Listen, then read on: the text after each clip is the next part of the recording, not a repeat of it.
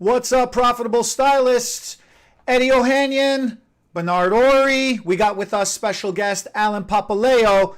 We're going to have a really cool chat today because Alan is going to be sharing with us a lot of information on client retention, choosing tools, basic industry knowledge. Well, not even basic. No, actually, it's advanced. It's very, very advanced. Advanced. Alan is from Ergo styling tools. So that's, oh man, every week I can't get this going. Hold on a minute. Hey, which way is Alan if I point? Is he this way? He's that way, yeah. Okay, because on my screen he's that way, but on the YouTubes. He's that way, yeah. Yeah. So Alan, I Google this one as usual. Every week I get something wrong. Is Alan in the middle? He's in the middle. Oh, we got a little Alan sandwich today. What's up? What's up, Alan? How are you? So I think while Eddie's trying to fix some technical stuff, we had a little chat on the phone the other day. We talked a little bit about what's going on in the world today. And actually, Alan is such an expert in so many areas that it was difficult to nail down which area we should talk with him today about. And we decided to go a little broad here at first and talk about what people are experiencing with COVID and how people are coming back and what they should do. And Alan had some really good examples and analogies and an interesting way to see it. And so I think we'll just kind of start by letting him talk just a little bit first. And you guys have heard enough of Eddie and I over the last few months. Alan, who are you? Where do you come from? What do you want to talk about today? Well, I'm a salon owner. I'm an educator. I've been doing education for about over 40 years for some of the major companies, Matrix, Veda, Pravana, and now I'm home comfortably with Ergo, professional styling tools. We had a great conversation the other day. We did go off on a lot of tangents. One of the things that I've noticed in this last year, like most of us, is that things have really changed how we perceive not only ourselves, but our guests. And getting back into the salons now, we're back in. We need to look at ourselves a little differently. We have to offer more to everybody. We have to offer more, not only in sanitation and protection, right. But no, let's face it. The people were gone from us for 6 or 8 months. Some we're still waiting for them to come back. When they come back in, they're going to want something a little different because they've been on the YouTube channels. They've been doing their own hair.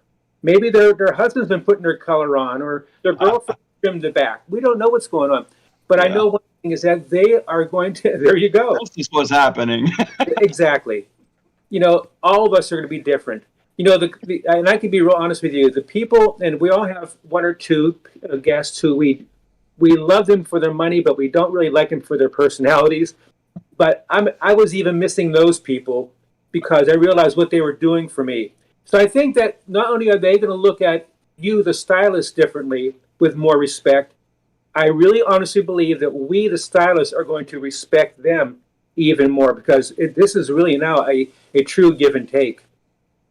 I've always said, just give more. In my head, I always thought in the beginning, when you're building a clientele, you're willing to do whatever it takes to get a client. You will go that extra mile, that extra hour, that extra whatever. And then you do kind of get a little comfortable with your clients and you start to learn how to be more efficient and you can get them out a lot quicker, making the same or more money. And then when things get a little slow, we forget those days. And this is a real big example for everybody, but things get a little slow. We get a little lazy and instead we complain and say, what is wrong with people? I can't get them to come in and leave as quick. I can't seem to build the business the way I used to, but you forget how you actually used to. And I always thought, you know what? That time, if you've got it, why not use it? I would rather be doing something free, something more service. I'll literally, if I have an hour on my book doing nothing, I would rather be doing a client completely free because I have enough confidence in myself to know that if I put my work on a person that's never seen it before, then they're going to come back. They're going to pay. They're going to tell people, I'm going to use their before and after pictures for social media. So I'm going to make something out of this. I never consider anything actually free, but I thought it was really great when you brought that up on the phone the other day, that a lot of people are there. I was a little shielded from it down in Louisiana. Just so you guys know, I'm from Louisiana. Eddie's from up north. Alan, are you in? I'm guessing. Are you in California? Well, a year ago, this last month, I moved from Los Angeles to South Carolina. I'm in beautiful Charleston, South Carolina. All 4 beautiful seasons, huh? I got to tell you something. That's another thing I can really talk about, because, I'm still doing my education, but at this point, I'm rebuilding my brand. I came here, I had to start from scratch, rebuilding my brand. So, and just what you were saying earlier about, what we did when, to get successful, most of us don't realize that what happens. We become complacent without even realizing it. Right. We stop being hungry. We were so hungry when we started. We would, like you said, we would do anything. I would go, while the color's on, I'll vacuum your car for you. What do you need done? A babysitter, go to the store. We would do anything we can. It sounds kind of silly, but it was true. Then we start making that money, and we start saying, well, I don't want to have to do that anymore. All the time, look at that blow dry and that finish. Yeah. Now you're cutting it down because now that's too much of an effort. I know I'm going to get that money in. Right. So yeah, absolutely. We need to stay hungry. There was an old bodybuilding movie called Stay Hungry, which Schwarzenegger was in. That's the truth. You stay hungry, you're always going to be successful. And when you hit that wall, sit down and say, don't blame the salon. Don't blame the music they're playing. Don't blame that, well, they don't use the products I like. Look in the mirror and be really honest with yourself. Be brutally honest with yourself and say, there's my problem, because I got lazy. The skill is in you. Just stop being lazy and just go for it. That's true. One of the biggest things is we build the environment. We forget that we actually set the tone and we build the environment that we're in. And each of us, when we first, like you guys were saying, when we first started off, we had these grand ideas. Man, we want this to be the fun. We want this to be energetic. We want this to be the place to come. And in the beginning, when you have more time to do your clients because you're building up, you're spending that little extra time on your clients and you're creating that atmosphere and that environment, yeah? And then when you start getting busy, man, I got to be on the hour because the next one's coming. Oh, now I got to be on the half hour because the next one's coming. And it kind of slowly chips away at you and you're like, this is not the place. You still want this to be the place to be, but you're worried about time. You're worried about efficiency. You're worried about the next person, and you start forgetting about the fun you're having with the person that you're with. That's where the complacency comes in. That's where the slowdown comes from. Now you start getting aggravated, you start getting annoyed, and that energy just automatically starts going on to the clients. Now the clients start getting crappy, and then everybody's crabby, and then all of a sudden you need a reset. That's one of the, for all the negative things and all the horrible things that have happened, that's one of the greatest things that I say from a positive perspective is everybody's talking about the reset of everything right now, right? I say this gave us the reset to remind us that we can bring back the primary idea that we wanted was this wanted to be, this is the place to be. This is what we wanted. And Alan, actually, you just mentioned something. Since now that you've moved and you're having to rebuild your brand, if you don't mind, what are some of the things that you're doing now with all of the experience that you had and all the success that you have? Now you're bringing that to your new town that you're in. What are some of the things that you're doing that's helping you not go through that first initial pain of starting from scratch? Well, one of the big things, and this is something that Bernard was talking about too, is like I have sort of looked at what type of clientele I want.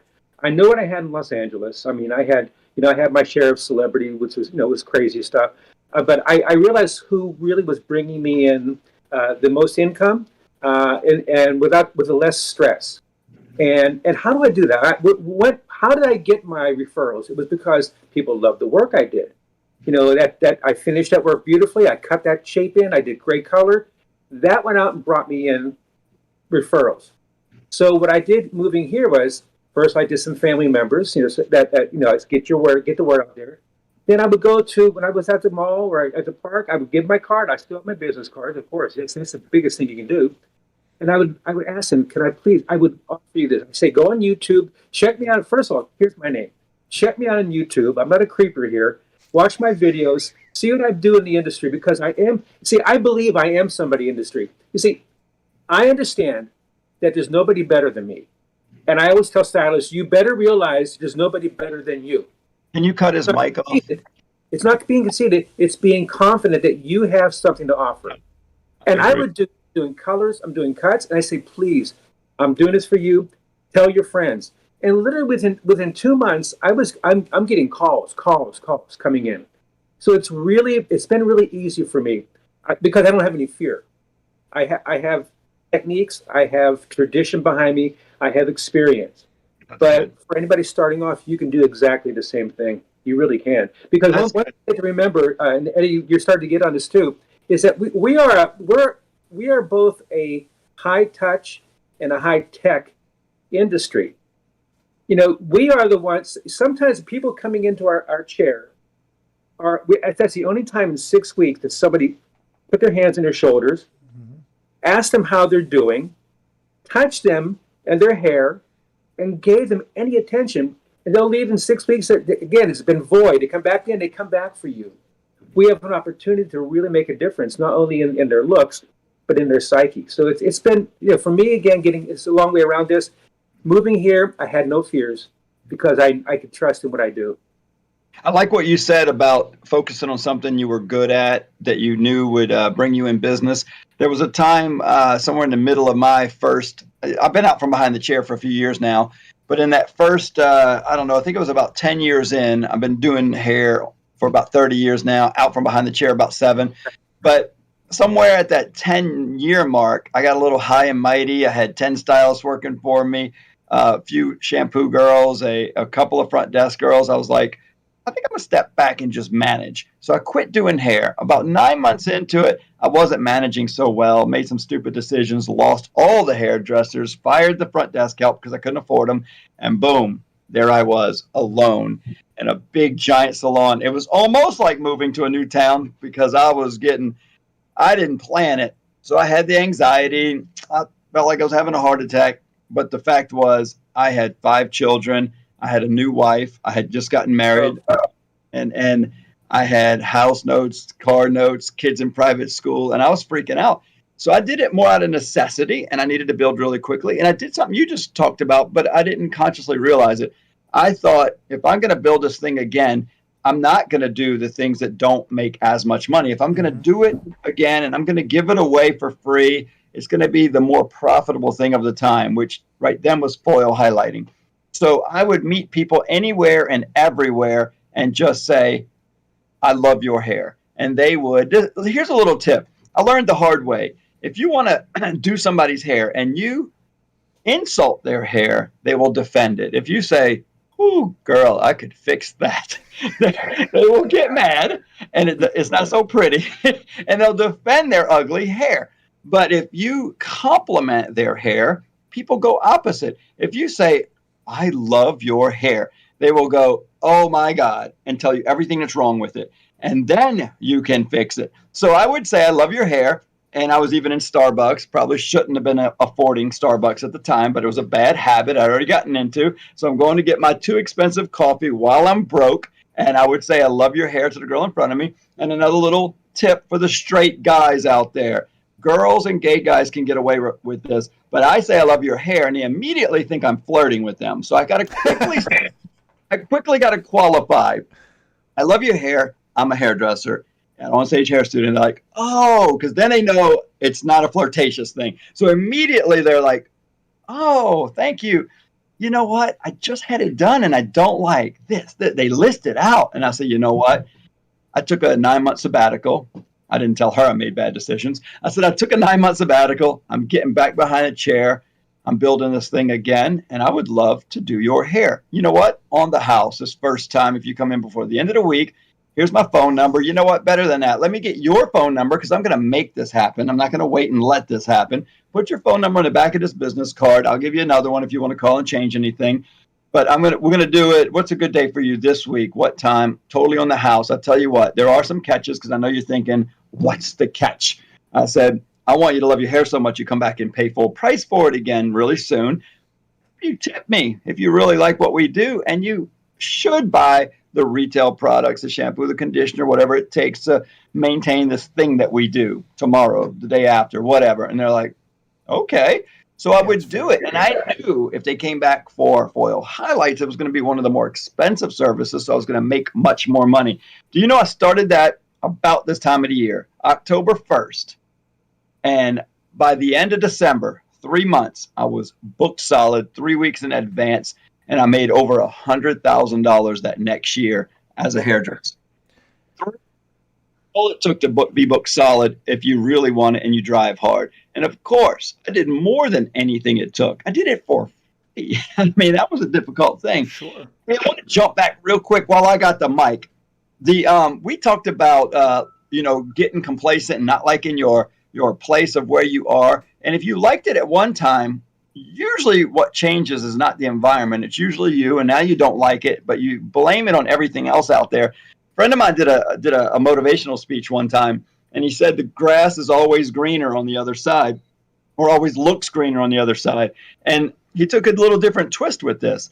They always say, it's not really greener over there. He said, yes, it is. The grass is actually greener on the other side of the fence, because you are destroying the grass on your side of the fence with your whining and complaining and stomping. You quit watering and fertilizing and taking care of your grass. And so, yes, the grass is greener over there, but you shouldn't go there because you're going to destroy that grass also. So stay right where you are, start learning how to take care of your grass and make it green again, because it's your fault the grass is not green. I was doing a presentation to students, and the students always, one of their questions is, what do I expect when I get out of school? Because there's so many conflicting things that the students always hear all the time. My thing was, and then the other, so this is how it happened. They were hearing conflicting things of, like, half the stories they were hearing, I'm going to be a superstar when I get out of school. The other half the story was, I'm going to be nothing when I get out of school. I'm going to have to start all over again and relearn everything I just learned in school, right? Right. And then how am I going to make it? I already got school. Now I got more bills to pay. How am I going to make it? So what I was explaining to the students, and this was kind of my approach when I had first started as well too. I had a rough start, just like you guys had a rough start. Everybody is an influencer. Now that's the big thing now. I'm an influencer, right? Everybody is an influencer. Everybody is famous. What degree of famous is what we measure on, and that scale only matters to whoever it matters to. You are famous in your family for being yourself. You are famous in your relationship for being yourself. You are famous to your clientele for being yourself and who you are. And just like what you're saying, Alan, just like what you're saying, Bernard, the clients look at us. We are the final line. We are the first and final line. Whatever happens in between happens in between. At the end of the day, this is what happens. You meet that madam in line, getting your coffee, right? You do her hair, even for free. She gives you the tip. She's appreciative. That's great. But how Alan says, there goes 6 weeks before she come back. She sees a magazine, she sees a video, she sees the TV, she sees the social medias. She starts saving all these images on her phones and stuff. She ain't spoke to nobody in 6 weeks. She comes back to us and she says, I got this inspiration. Can I have this? What do you think? You being us, the stylists. So at the end of the day, that's how you build. You feel nobody's as good as you are. You are going to do the best you're going to do. You are amazing at what you do because you are focusing on the services that are the most profitable, because that is what's trending for this time. This is what's keeping everybody current. I have always said, and I said this to the students as well too, I'm not a great hairdresser. I am willing to work longer than anybody else is willing to do. I am willing to study harder to figure out how to do more than what anybody else is willing to do. Does that count and quantify us as being great? To most people, it does. To us personally, it's that hunger of, whether it's a hunger, a fear, however you want to refer to it as, that's that motivation. You know, like you mentioned, Alan, stay hungry. That's that motivation to always keep moving, always to keep doing. Well, when you think about, people come to us, and actually, I think Modern Salon did this whole thing about 10 years ago, or maybe more. Why does that guest come to you? Why does that guest sit in Bernard's chair or Alan's chair? Why are they sitting there? They sit there because first and foremost, they like you. They like you, the hairdresser, the person. They love you. The second reason they're in that chair is they like the salon. The third reason was they like their hair. That blew me away. And when you think about it, it's like, why you could be 5 Italian restaurants on one street. They all serve equally good food. Why do you return to that one? You walk in, Alan, Bernard, hey, Eddie. They recognize you. Right. Go the extra mile. They make you feel special. So many times, my friends, when you're losing client, when you have nobody in your chair, you're going, what's going on with these people? No, it's going on with you. You failed to connect again. It's so easy for us to be everything we could be for them at that moment. It's very, very simple. Mm-hmm. So for me, we all seem to be a little more creative or a little more business minded. And I was never the typical hairdresser. I did come into this more business minded, and I had a harder time relating creatively.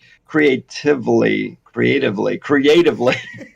of those sound like me. Go with it. Just pick one of those.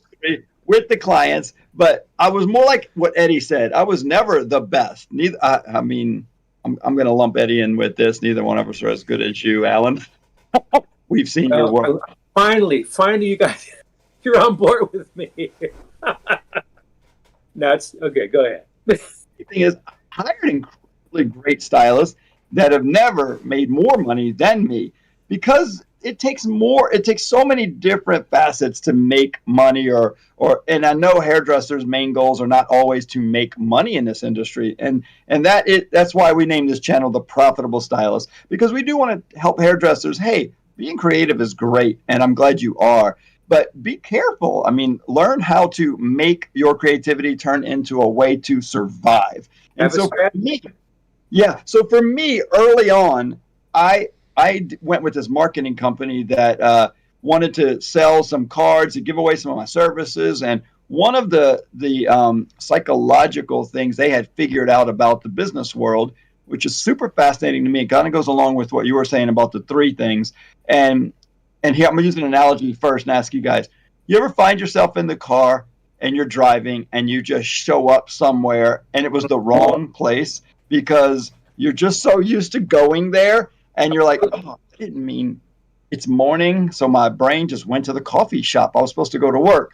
Or it's Saturday or Sunday or day off. Yeah, normal people have Saturdays off. It's Sunday or Monday, and you just show up maybe at a grocery store or your kid's school on a weekend. And you're like, what happened here? Well, you want to tap into that with your customers. And the way they do it is they said that when people go to a place the first time, there's a less than a 50% chance they'll show up at that place again, no matter what. So all the things we do, like good service, will bring them there. But then if they go a second time, there's a 75% chance they'll come a third time. But after they've been to you 3 times, the likelihood that they come to you forever, happy or unhappy, were in the high 90%. So my goal from the very beginning was to always try to make sure that client got to me a second and a third time. And then I kind of let it go a little bit on autopilot, and I try to do as good as I can all the time. But I would literally break my back to make sure I called them. There was no texting back then, but I would call them a few times. How did you like it? Did you want to run back in here, get a quick little style? Are you having trouble with that new cut? I can help you get through it. Make you look good for the party, the weekend, tonight, whatever it is. And if I could get them to come back in, even if it was a complimentary style, that was a second visit. And so by the time I got them in for their third visit, if it was even the same week all 3 times, that would be fine. But after that third visit, I always mentally thought they're locked in. And some of those clients have been coming to my salon for over 20 years because of some of these, maybe scientific, maybe they just love their hair. But that was just one of the non-hairdressery things that I did to try to build my business. Make sure they came 3 times just to lock them in. Any little tips or tricks on the business side that you guys do that isn't necessarily hair related to try to lock those customers in, get them to come back again? Because I'll give you guys a second to think about it while I use this other analogy.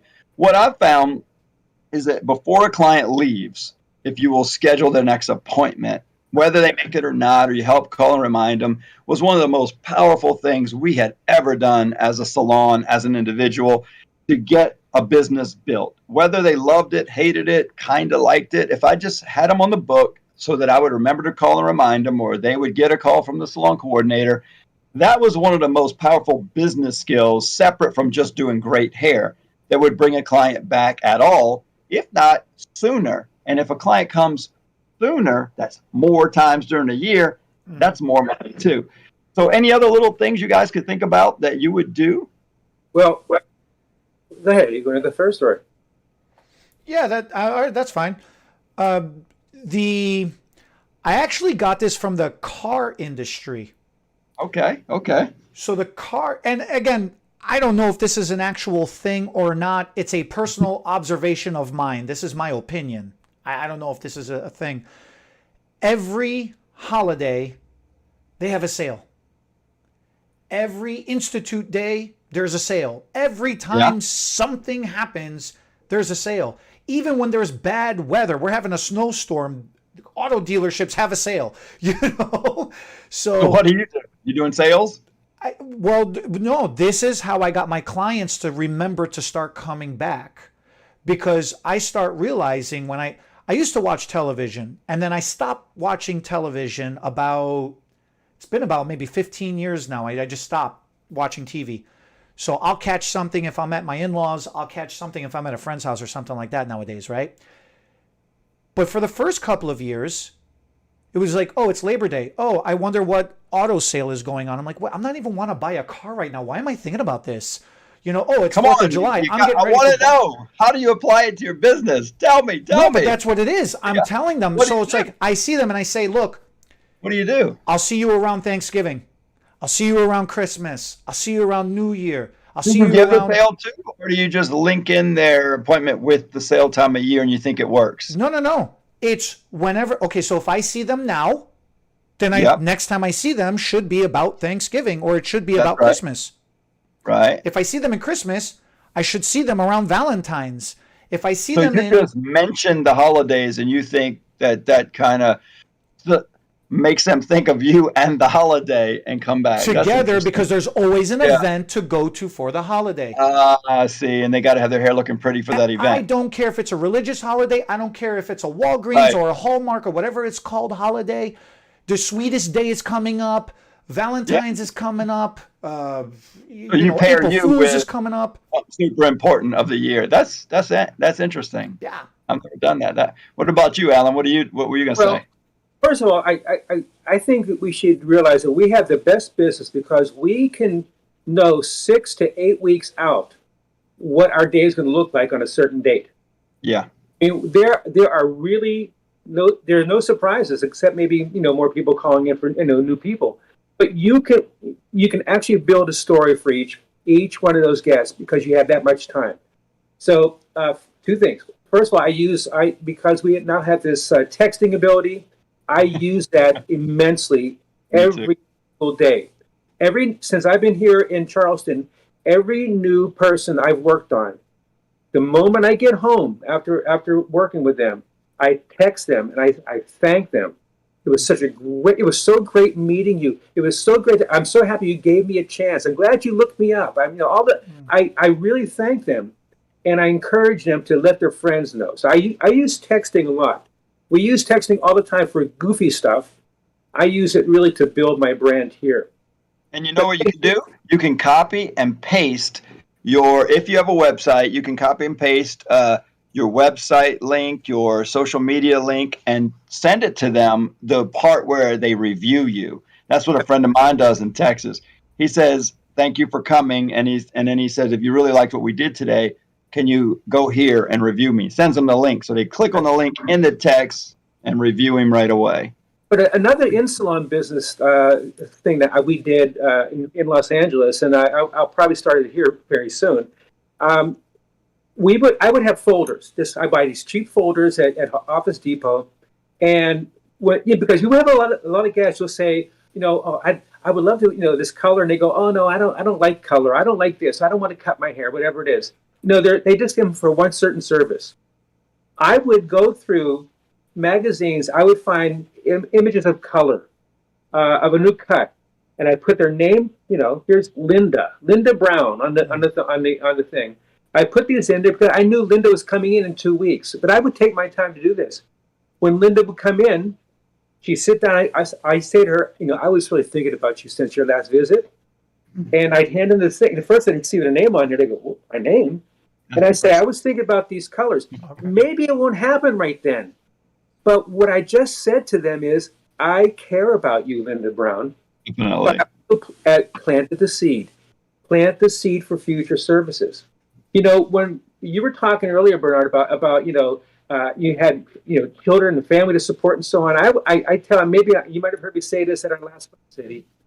When you're standing behind your chair, that's a space that you use, that you have to make all the money for everything you want to do in your life. From going to Starbucks, to paying your insurance, to buying shoes for the kids, whatever it is. You may be a single parent. This is where you do it. Use every inch of that and every word that comes out of your mouth to make or break your career. Right there, you can do it. Right. Build everything to your brand. You're not, even with retail, you're not selling them something they don't need. They need these things. They need these services. And by the way, you want to sell color, even if you're a guy, wear some color. You want to sell haircuts? Wear a haircut, whether it's short or long, but wear something. Because when you tell somebody, like you have long hair, all new cuts are short, they're going to go, you first. You first. We got to be realistic. We are their fashion, gurus right now. They look up to us for everything. And by the way, those people, our guests, they spend more time looking at what's new than most hairdressers do. That's the truth. Have you guys ever had somebody sit in a chair and they go, "Oh, have you heard about these new curtain bangs?" You go, "Huh?" You're right. Yeah. What? Right. Oh, you're right. You're like, yeah, that's not for you. That's not for you. Thank goodness that. Right, but thank goodness that we get it from we only have to be embarrassed with that one client. Then the next client comes in, I say, have you heard of those curtain bangs? Really. One more thing I'm going to add to this, because it's maybe kind of off track here. But I know Eddie very, very well. I'm learning to know about you. Education is so important to you and to me, and to so many of the friends that we know, the top people in the industry, that we know that. As a new stylist, or if you're a stylist that's in a salon that you're not happy with, you got to make that move. You can't. You see, have you ever heard the word entrainment? You know what entrainment is? I don't. Think about this. You have a room. You walk into a room, and there's 15 different pendulums of different sizes hanging there. And you go and you push every pendulum all different ways. Step back, and eventually all the pendulums will end up swinging in the same movement as the largest, more dominant one. It's called entrainment. When you're in a salon situation, you have really strong stylists, maybe one. It could be that person could be really strong in their negativity. Pretty soon, everybody dumbs down to that. Surround yourself with people who are doing what you really want to do. Eddie knows I have a background. I could try to brag. I have a background in martial arts. When I got into martial arts, I worked for and with Chuck Norris. When I got into hairdressing, I made sure I worked with the top educators. I wanted to be backstage. I wanted to see what the top people are doing, because that's who I am. But you got to, if you, like the old saying, you sleep with dogs, what do you get? Please. You got to really play with the big boys and girls. That's all. Yeah. That's Here's good. a question that I have, because you guys are bringing this up and you guys are mentioning this, and I understand what both of you are saying. I want to make sure everybody else understands what both of you, well, actually all three of us are saying too. We individually are a brand. A lot of people don't think about that. A lot of stylists fall into the trap of, I need to use brand X because it's popular, because that's what people are buying. And if I align myself with this brand, clients will come because they'll make that correlation or recognition, whatever it is. But enough stylists don't treat themselves as a brand themselves, as a product themselves. The other thing, what ends up happening is now you have a hodgepodge. I have 2 things from this brand. I have 3 things from that brand because those are the top sellers. And they're just trying to ride the wave of everything that's the top sellers. They never consistently stay with a particular brand or a particular product. So my question, Alan, is how do you make that choice? How do you align yourself? How do you choose the right tools? And how do you know those tools are going to help?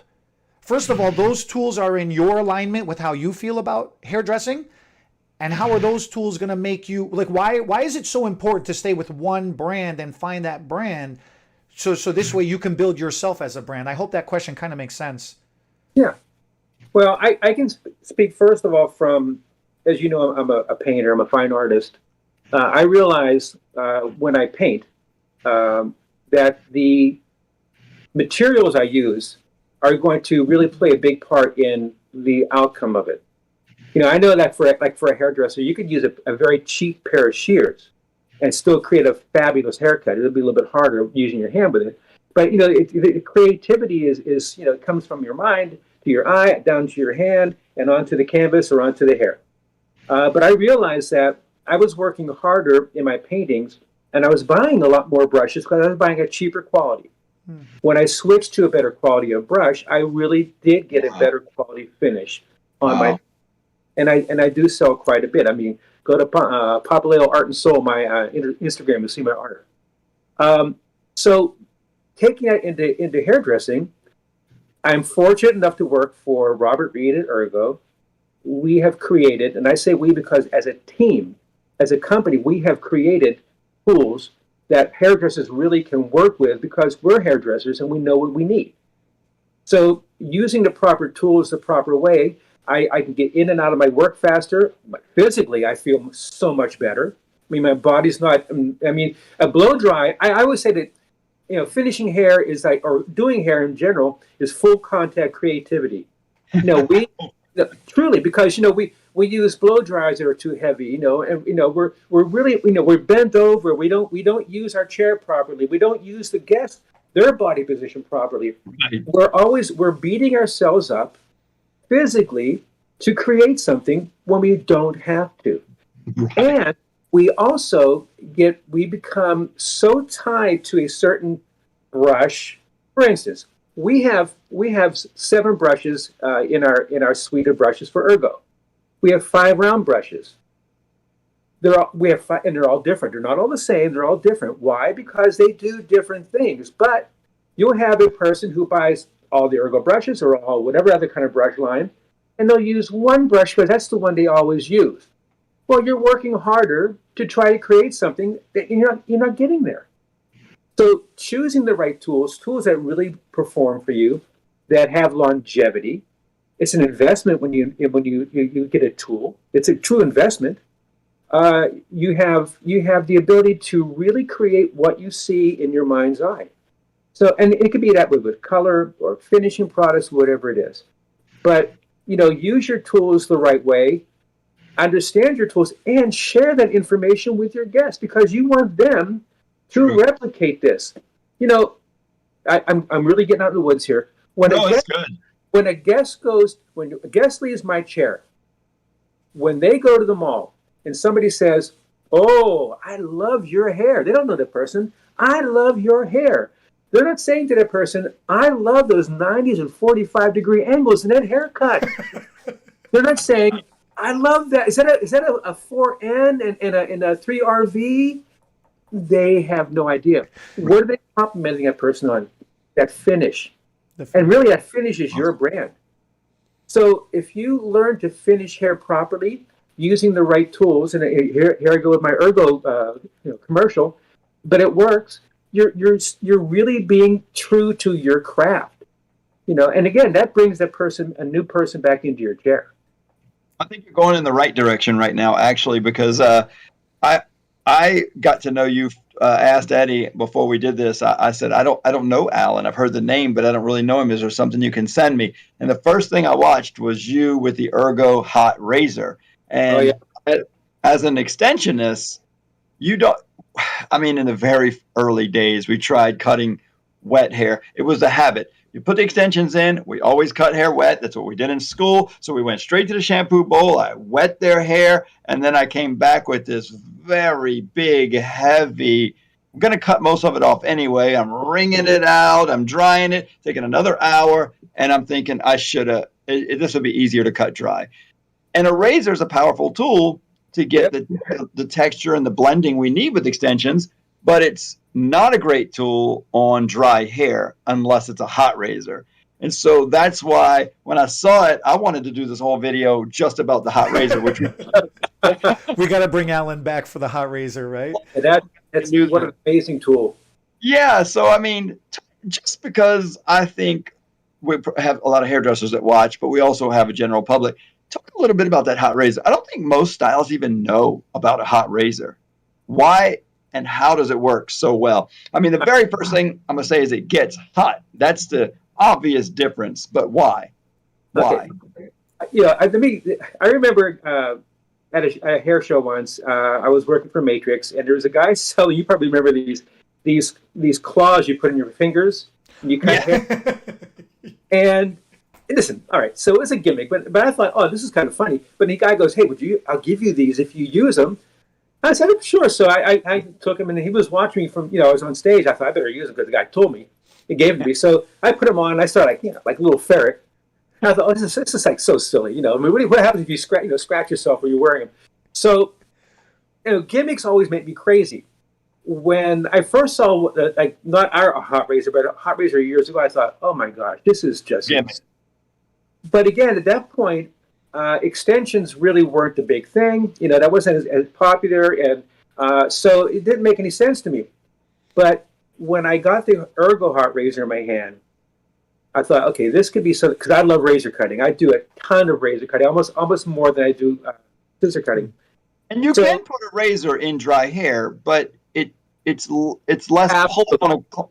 So is that here's right? About the hot razor. So you have, first of all, you see the hot razor. I should have it in front of me. You have a 10-foot long cord, so you have a lot of room to move around. Mm-hmm. You have it's well balanced in your hand. It heats up very quickly to about 350 degrees, and when you cut through hair, dry hair, it seals the cuticle. Mm-hmm. It doesn't rough it up. When on my first clients I use it on, they would say, I don't even feel going through my hair. It really is like a hot. And I use it mostly. I started using it on blondes because I wanted to get rid of any kind of marks. But I use it even for men's hair now. You can do razor over comb. Anything you do with any other type of a razor, you can do with the hot razor, but you could do it on dry hair. Now, if you want to use it on wet hair, you just flip the button off, and you can use it on wet hair. So it's really versatile. But for anybody doing extensions, I'm telling you, this is the tool that you are going to just absolutely thank the Lord for, because it's going to make your life so much easier. So why hot, though? Why hot? Would you say that it softens the hair so the blade cuts through it a little easier than if you were just using a cold razor on dry hair? Well, remember something. A cold razor is going to drag, definitely. But it's going to cut the hair. A cold razor is going to cut dry hair, but it's going to leave those ends just open and raw. Mm. So in fact, when you buy a hot razor, we have photographs, from microscope on what a scissor look cut is on a strand, or the hot razor. The hot razor actually is cleaner. It seals it off. Cleaner than even scissors. Absolutely, it's really quite amazing. Wow. So, and I'll tell you, when at the shows, and I tend to use it a lot, on the floor, and people come by and go, "What is that?" And I'm telling you that at our last show at ABS, we sold out of our hot razor because people really seeing, well, actually, there's, again, more extensions out there. Yeah. And if people are investing money in that service, as the provider, as the artist, you want to make sure that when you put them in and you cut them, it's pristine. I mean, this is it. So you're taking it to a whole new level than somebody else. Well, because of the heat, it actually softens the hair and cuts through a little faster. Absolutely. Than a cold, I'm guessing. No pulling, there's no drag. And just like any other razor, I usually get maybe two cuts out of each one. I change my razors constantly. We actually have a razor in that it's called a 2-in-1 with a blade, and then there's actually a little notch. So you get, after a couple cuts, you take the razor out and you push it on that notch, and it pushes the blade, exposes more blade on that. And so you're actually getting double the amount of cuts on it. Oh, that's interesting. I love the balance because you hold it how you normally hold it. Personally, what I like to do, I don't know if this is right or wrong, but I'll wrap the cord around my wrist and I'll actually hold it like a pen, and I'll go in and I'll notch through or I'll detail through. Absolutely. When you see the hot razor compared to another razor, they're basically the same, except one heats. You have the toe of the razor where you do, like you were saying, you're doing point cutting. You're going into that way, like a pencil. You have the heel of the razor. You have the flap part. Mm-hmm. It's exactly the same. Whatever you're doing with your current razor, you can do with the hot razor, except now you can do it on dry hair successfully. And, in the salon, when I plug that in and I start working with it, anybody who has never seen it, like a guest, they go, "What's he doing over there?" It starts a conversation, but it's a tool that you can use daily. I like that. So it is, it does still fill the gimmick angle of something new in the salon, but it's actually a practical tool. The other day I was by a barber shop, and they were using a cordless clipper, and somebody else next to them was using a clipper that was plugged in. So to me, which one of those is the gimmick? I mean, it's just a tool that works for you. Right. People like. Go ahead. And when you talked earlier about better tools, I think a clipper or a shear, whatever you want to call it, would be the quickest example to a new hairdresser who buys that cheap set of clippers and trimmers to get started with, and then they bump up to paying a little more, and they're like, wow, this goes through the hair so much faster and easier. That's just one small example of pay a little more, get a little better tool. It's well worth the money. Your job will be so much faster and easier, but it does cost a little bit more. Well, they absolutely do. But and you guys, Eddie, because you sell so many tools. I've been to the Altas and so on like that, or even Bed Bath and Beyond, and they have these massive sections now for beauty, electrical. And I'll stand there and watch consumers they'll buy it. Oh, I'll buy that because of the color of it.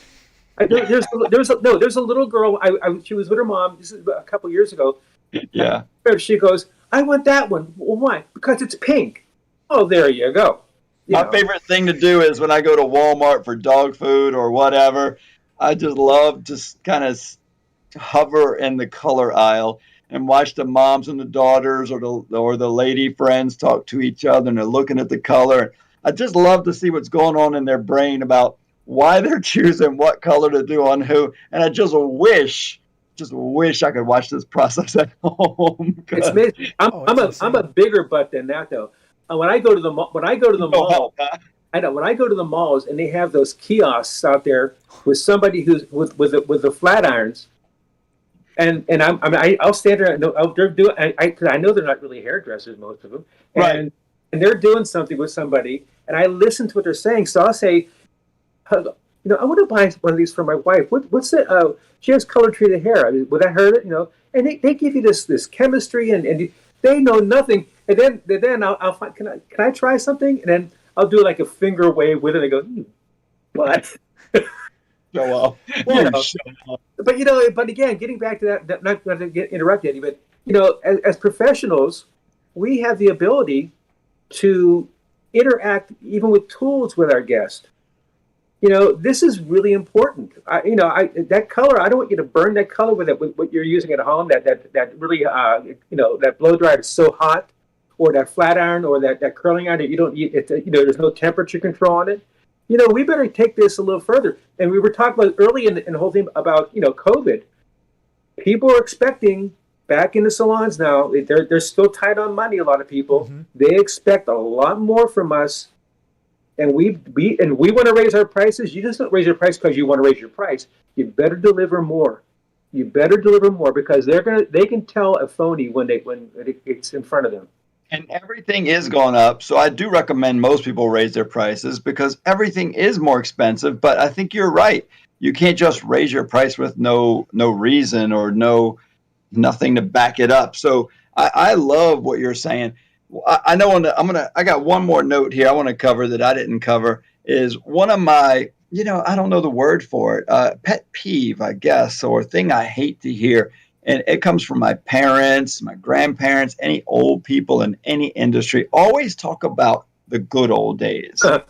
When and where were those? What are those good old days? And they'll talk about them almost like to this young whippersnapper.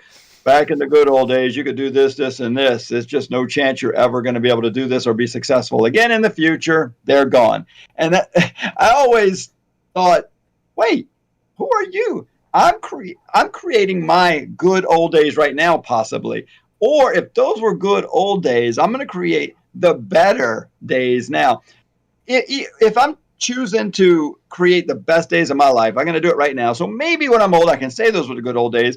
But don't let those people that say the good old days or things were better, it's never going to be like it was before. Don't believe all those lies. You can make right now the best time ever in your life. You can come back from whatever COVID did, whatever you did in the past. If you're just getting started right out of school as a hairdresser, I really think this, like you even said it, Alan, that this is the best career. This is the best. I think this is the best way to make money on the planet. I really do. You control your income. The sad thing is you can easily just get by and make 10 or 15,000 a year, a little extra money if you want to do it part-time. Too many people think that's the only way to do it, but you can make hundreds of thousands of dollars. You can make much more than that a year if you want to, if you apply yourself and you just push forward. It's so fun and easy, and you can go into these specialty services like extensions, hair replacement. There's so many high-end ways to make so much money in this industry. You literally can go wherever you want, do whatever you want, and have as much fun and be as creative as you want. So I think we should wrap it up kind of soon. It's getting close to an hour. Eddie, so let's do this. I want to do this. I want to get Alan's thought on the good old days. I'm gonna throw in my complaint about the good old days, and then I'm going to follow up within my complaint. Follow Alan? Everybody knows Alan how to to get a rebuttal back from Alan on it. Yeah. Okay. Well, the good old days, let's face it, if you live in the past, the past, it's like going back to your high school reunions after a few years. You go, what in God's name happened here? Right. Who are these old people? Who are they? They're not. There you go. It's like going to a Rolling Stones concert this now. This is a football captain. Here. Listen. We have a history in our profession. We have we have a lineage from back in the 40s and 50s. All those good old days techniques are still alive and well in our hands right now. The idea is, if you want to go further, it's like climbing a ladder. You want to get to that top. If you don't let go of the rung you're standing on, or the one you're holding on to, if you don't push off and let go, you're never going to get to the top. So you can either stay stuck in what you were doing before and wonder why you have no new clientele coming in, or you can say, well, instead of saying like years ago, nobody in my chair would ever wear that hair color. Guess what? There's so many people who would, but you never ask them.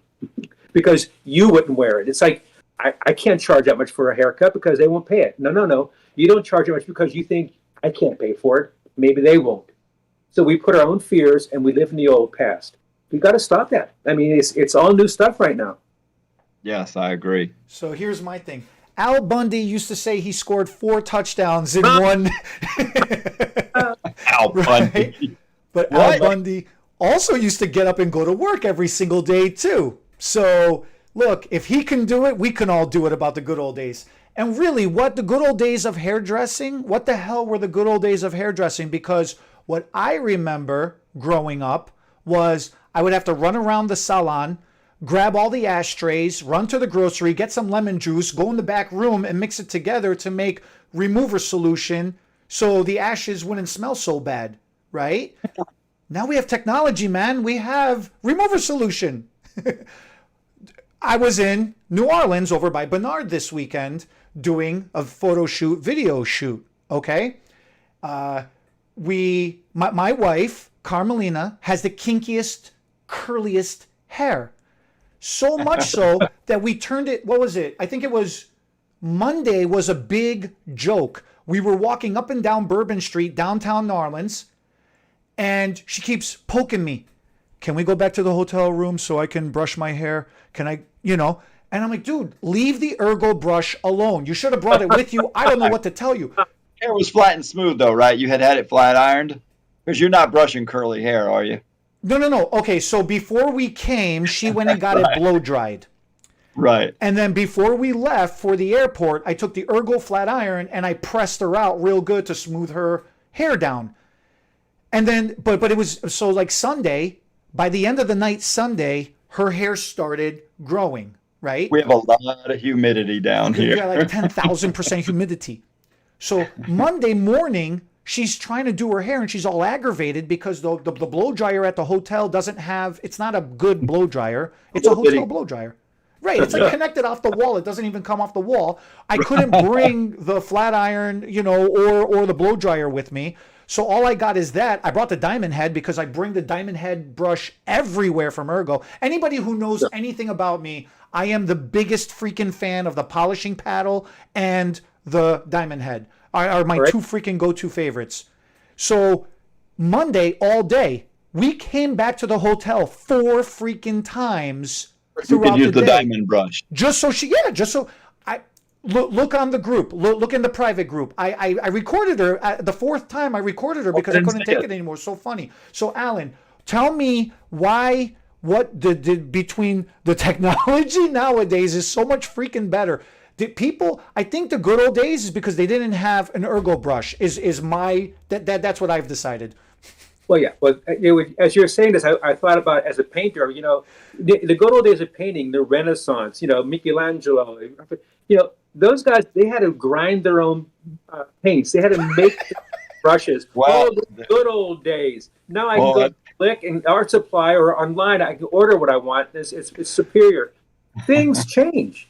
Yeah. Techniques change. I mean, products change. That's why we love our industry, because products change and they make it easier for us. Better. Yeah. I'm not out there, shooting out wild hogs in the forest here and then butchering them.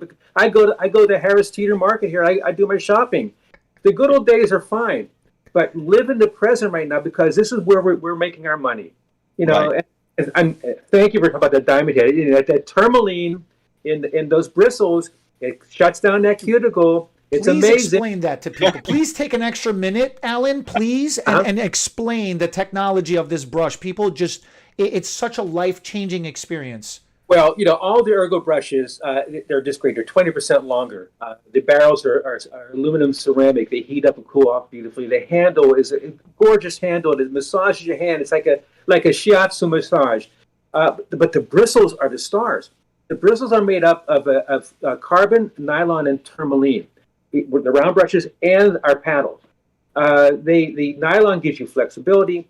The carbon, of course, it protects the nylon from melting or burning up to 500 degrees. It's really amazing.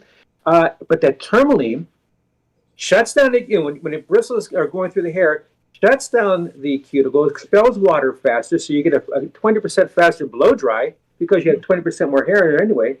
But it creates a beautiful shine. Those brushes, if you just brush through your dry hair, if you've been out the night before and you have from a club, you have smoke in the hair, removes the odors. Wow. It's really great technology in these brushes, and we have some new ones coming out. Our super gentle brushes. And talking about Bernard about extensions, the super gentles are made for people with sensitive scalps extensions in the hair, fragile hair, because these are now crinkled. Our other bristles are more straight. These are kind of crinkled cut. They're very flexible. They're softer to the hair. Same properties as all of our brushes. And you tried it actually, Eddie, I think, right? The super gentle. Yeah, I got to try it at the show, at the hair show. I got to see it. Yeah. It's life changing for people with fragile hair, or especially those people who have extensions. Wow. So Alan, somebody wants to somebody wants to look you up, especially your paintings. How okay. or they want to know more about Ergo. We should have it all in the description, but go ahead and just kind of say it for the people who don't go looking down there. For my Instagram is Papaleo Fine Arts, Papaleo. Do it again. I interrupted you. Sorry. Okay, it's Papaleo Fine Arts. That's my Instagram. If you want to get in touch with Ergo, go to at ergostylingtools.com. You get all the information about our products and so on, especially our classes. And I'm telling you, one of the things that I hope, if you're a salon owner watching this, or if you're a stylist and you want to tell your salon owner, we have the art of the blow dry, which will absolutely change the way you finish hair. I'm telling you, it's quite amazing. We just did one for a wonderful salon, a Nevada salon in Detroit. The salon owner contacted us, already reordered more brushes for her stylist, but she said, I can't believe the finishing work leaving the salon right now. And these were seasoned stylists. A couple were actually educated for another company. She goes, the finishing is amazing. The techniques we show, not something you don't already know. We're making you have a more complete strategy to really deliver a great, quick finish. That's incredible. It really is. There you go. Now, Art of the Blow Dry is an amazing experience to partake in as well. It's an amazing class. Well, thank you, Alan. This was really good. Yeah, Alan, awesome. I mean, I can't wait to I've never been to New Orleans. I've been close, but never there. There was a restraining order, so I couldn't get in. But I think it's lifted now, and I want to come down and see you, buddy. Yeah, next video shoot, you should come help us out. Hey, that would be cool. Yeah. That would be very, very cool.